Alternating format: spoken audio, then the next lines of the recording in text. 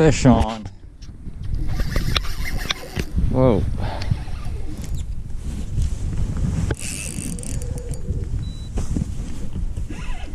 This could be a big redfish. Probably not a trout.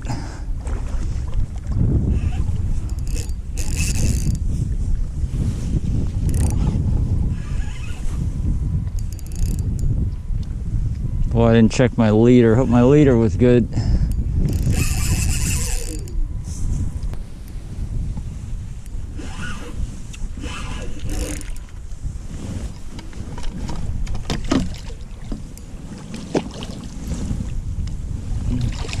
Actually, that's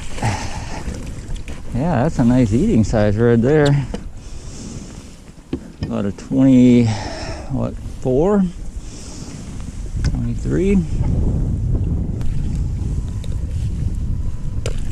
You think of this as a trout lure, but I've caught plenty of redfish on this lure.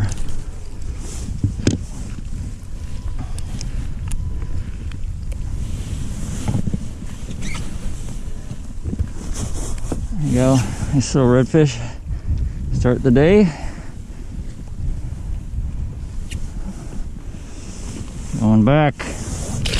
So this is start to a new day. This is my third spot, and you know, the weather is not great, but it's not terrible. So it's wintertime fishing, and I'm really trying to catch some trout. But I stopped here along the north side of the MRGO Dam to see if there's anything going on here, and not surprisingly, I caught a redfish.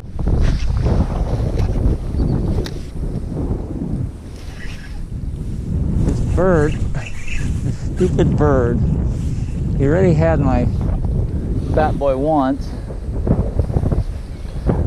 Fortunately, he didn't get a hook in it, but he flew off with it. Would not. Get out of here. Hey, get out of here. Oh my God, these things must be so hungry. I'm not going to be able to feed them fish. Look at this thing. It actually had it in its mouth before I turned the camera on and flew off with it. Here it comes. And it fortunately didn't have the hook in its mouth. It just had it squeezed, and it allowed me to actually almost grab it before it let go. It was like a crab when you put a chicken in its claw, it won't let go. I'm around the other side of the dam now, from where you saw me catch that redfish, and I wanted to fish fat boy. In fact, I got a couple of bumps here on a fat boy, but those birds, the terns, will not let me. There's one.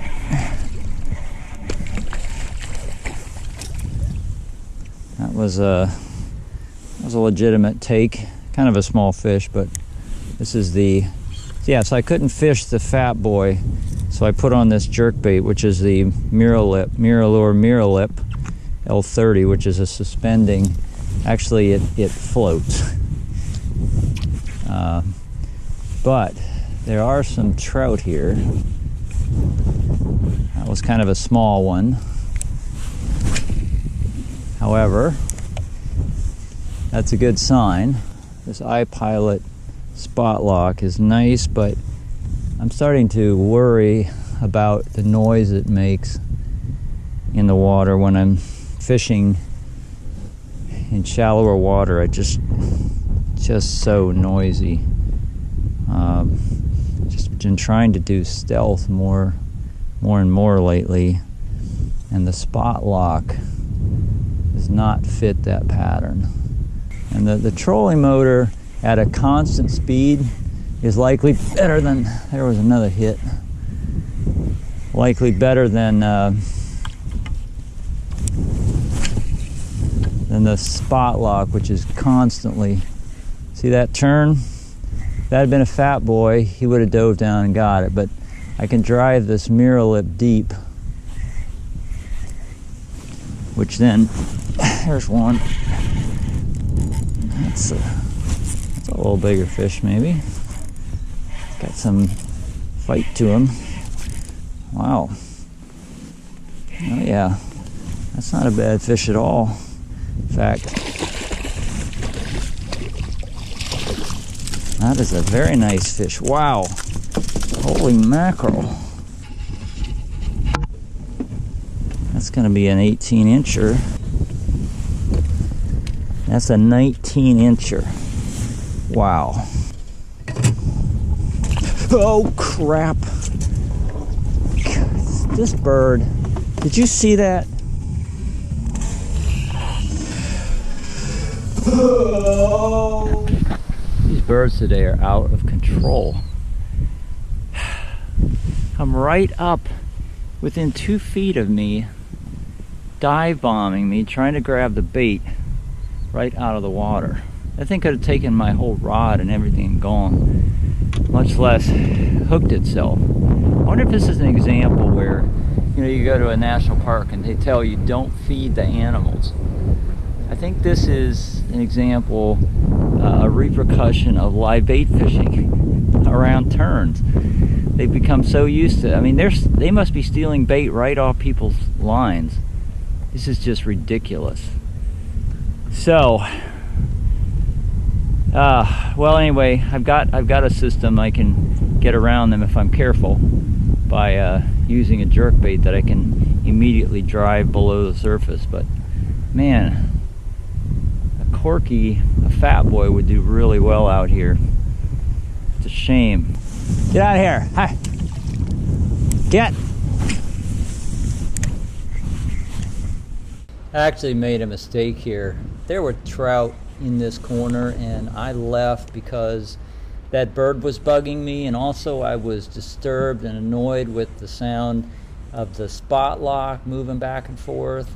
I just haven't been fishing with the spot lock much lately, and I just thought I'm gonna drift down the shoreline where I can do it quietly. But you know, you got to let the fish tell you what they need. And I caught that 18-incher while the spot lock was on. There's just no reason to leave. Clearly, in 9 feet of water, the spot lock didn't disturb that 18-inch trout. So, as a result of leaving, I got nothing down that whole shoreline, and it was a waste of time. Well, I'm on another fish. This is not the right kind of fish, though. This is another redfish. Big redfish around here today. Wow, well, this is a good spot for bull reds and some bull drum.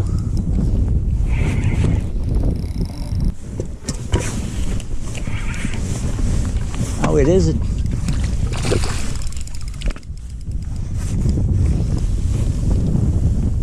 And I got him. And I got my lure back. Oh, I get that mirror lip in me. All right, there's a little redfish for you. Now, if I could just get a trophy trout hanging along these rocks, then I'd be really excited. First cast with a jig, matrix shad ultraviolet, and I got a trout. Decent trout too. Oh, yeah. Nothing wrong with that trout. Beautiful. Nothing wrong with catching trout on a jig at the dam. That's a classic. So today I'm doing something I haven't done for years. I'm fishing non-braid as a main line. And my 13 Fishing Concept C, I spooled up with 12-pound Yazori fluorocarbon. And you know, I was really resisting doing that. A lot of good fishermen do it though, and the weight of experience out there was too high and it pushed me to do this. So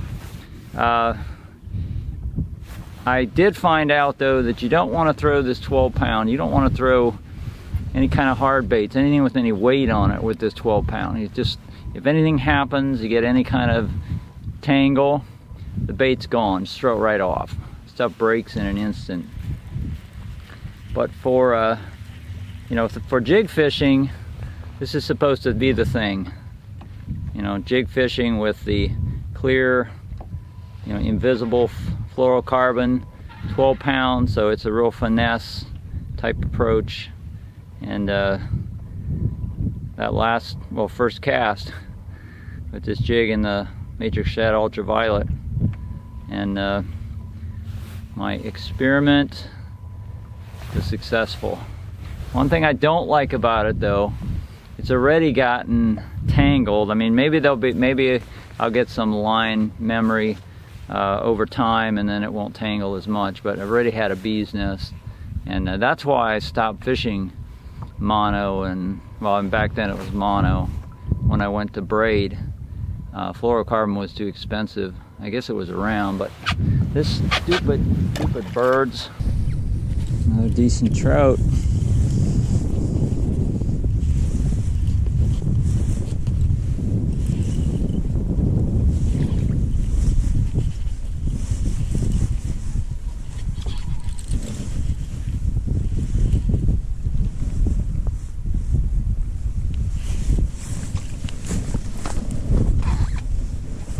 Oh, that fish. Nice 14.5. Nothing wrong with that. There's a good trout. Not bad trout. Very good trout. Alright, another trout on the mirror lip. Very nice. Right off the rocks, very close to the dam. Nice way to catch trout. A nice trout.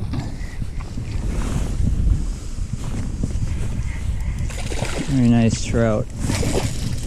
Oh my goodness. That's a big boy there. Stop.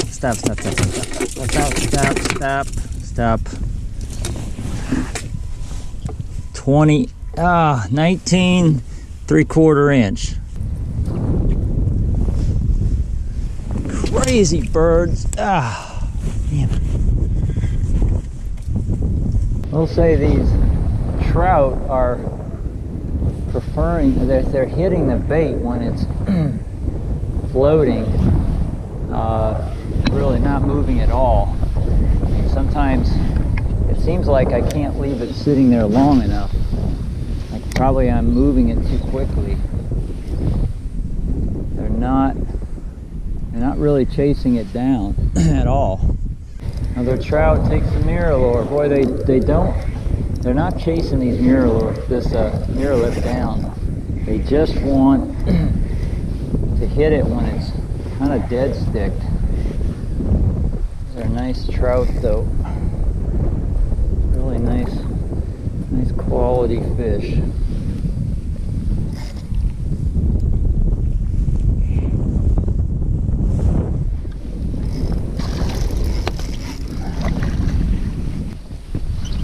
See what we got here. This one, 19 inches, 19 3/4 inches long. So there you go, another 19 3/4. Some quality fish along the dam. Very shallow here. You know, the thing is that the tide is going up through the dam. It's going in. So this is a totally different environment than I usually fish. I usually fish it with the outgoings of the water's coming through the dam. Right now it's coming through the dam toward me typically when I fish. Now it's going the other direction.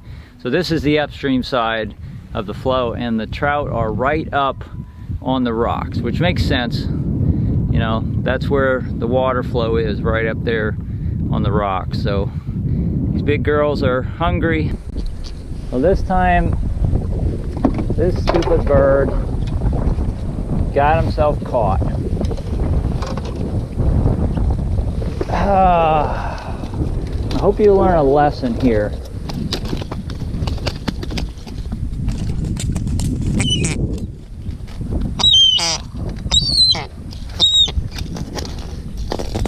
Okay, went right in his nostril. This thing is ridiculous. Don't come back. Another fish, another trout right on the edge of the rocks. Oh, no, not a trout. Rat red. Okay. Well, they like the mirror lip too. Really good stop again here at the MRGO Dam. Haven't been here for a while, and boy, there were some beautiful trout here today. So I'm off to my next stop, which is going to be down Chalmette, and hopefully you'll be seeing some more video of that. So keep your eye out. Thanks for watching, and I will catch you on the next one.